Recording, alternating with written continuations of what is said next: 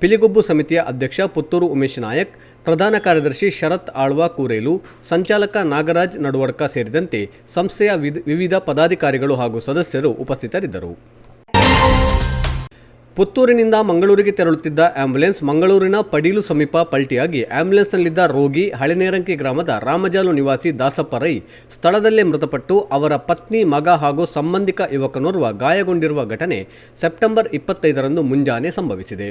ಹಳೆನೇರಂಕಿ ಗ್ರಾಮದ ಕದ್ರ ನಿವಾಸಿ ಕೂಲಿ ಕಾರ್ಮಿಕ ದಾಸಪ್ಪ ರೈ ಮೃತಪಟ್ಟ ದುರ್ದೈವಿಯಾಗಿದ್ದಾರೆ.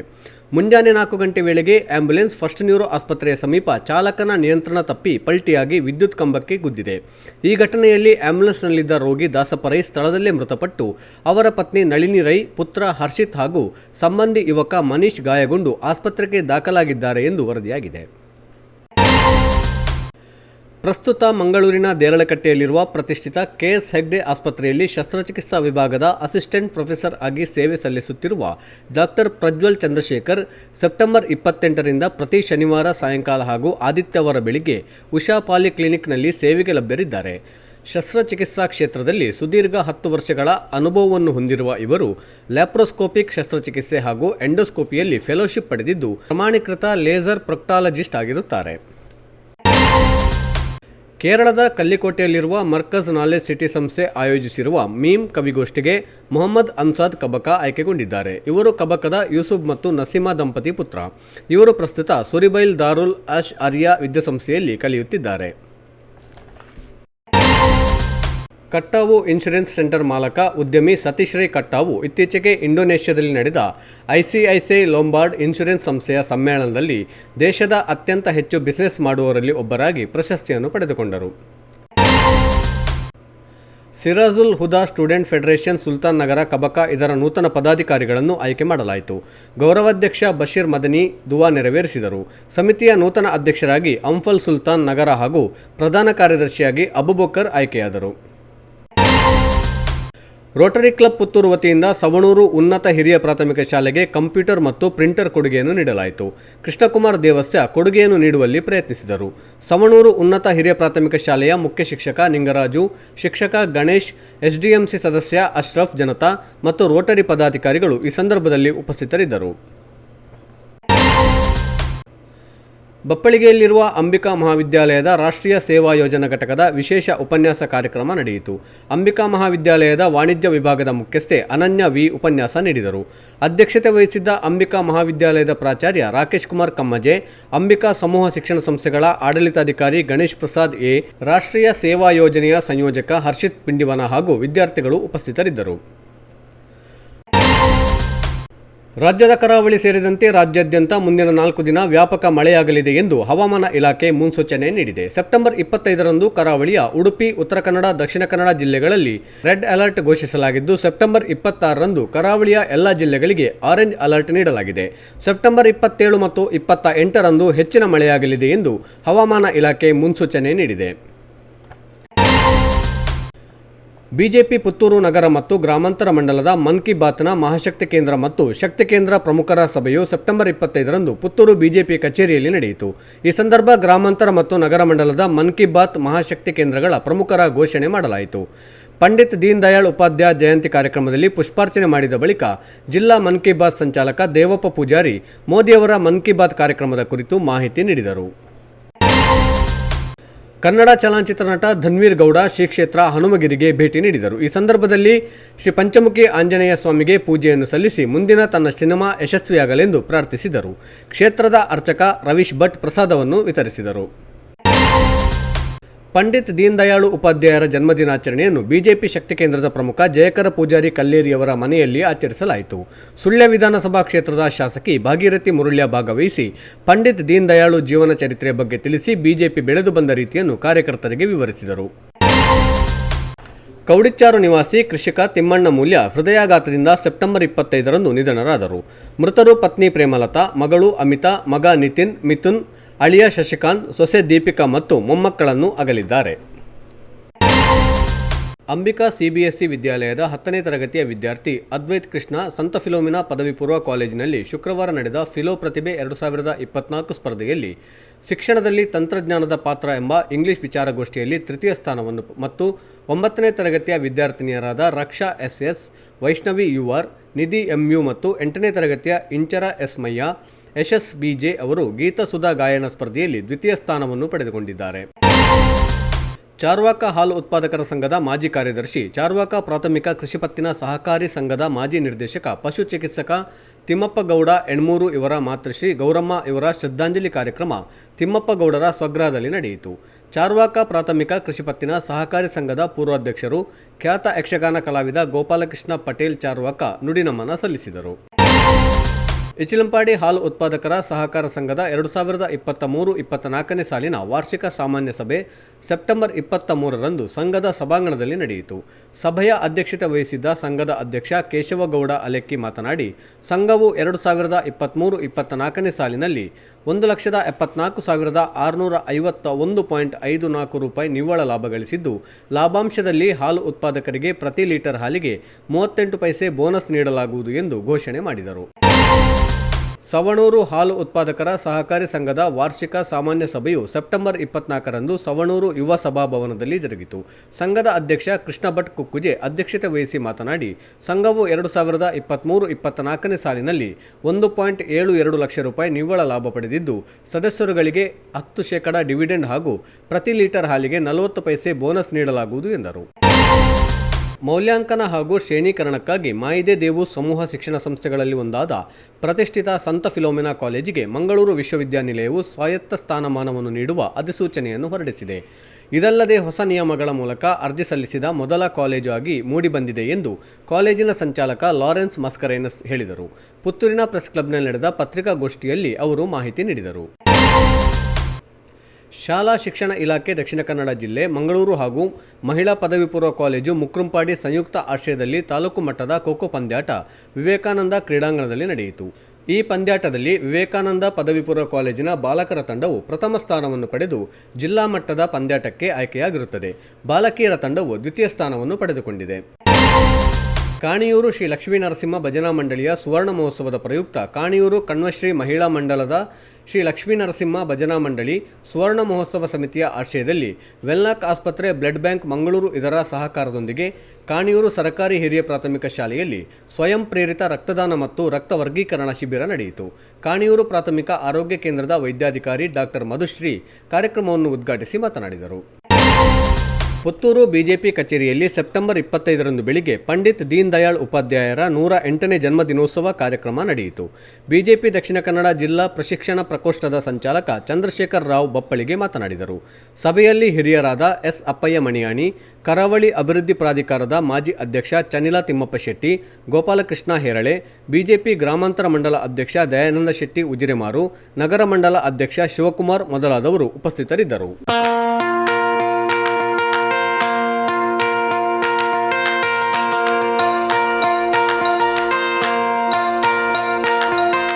Dr. M.V. Shetty Institutions, Mangaluru.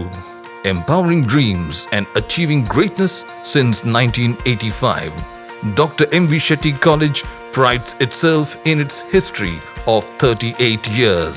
It undertook path-breaking initiatives in Indian higher education with the introduction of innovative and modern curricula, insistence on academic discipline, imparting of holistic education, and adoption of global higher education practices with the support of creative and dedicated staff. First private college in Karnataka offering diverse healthcare programs offers you multiple of courses.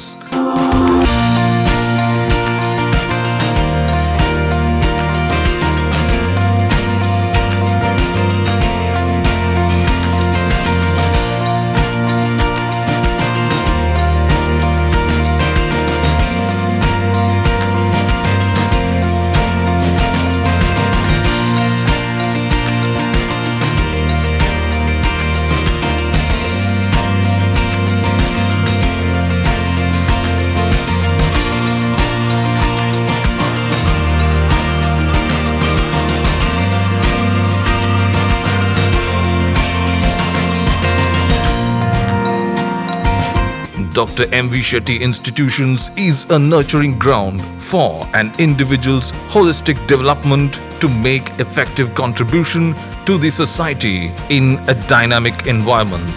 Dr. M.V. Shetty Institutions, Kavu Road, Vidyanagar, Mangaluru, Karnataka 575013. Contact 0824 248 1048, 0824 248 1096. Website www.mvshettycolleges.edu.in.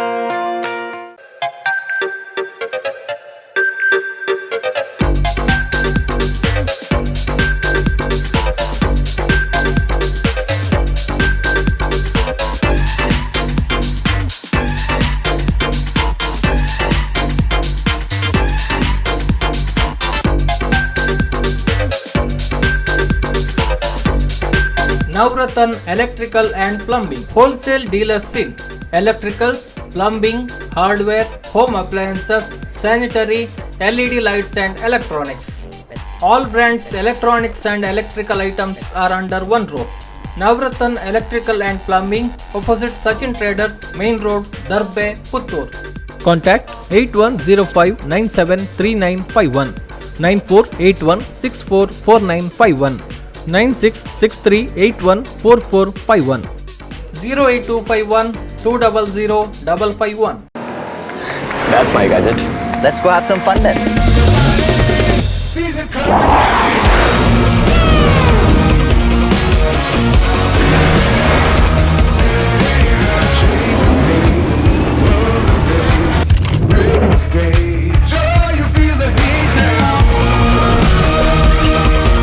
Introducing the hot and techy Brezza SCNG. Cool new SCNG tech for a cool new generation. ಸುದ್ದಿ channel ಕ್ಷಣ ಕ್ಷಣದ ಸುದ್ದಿಗಾಗಿ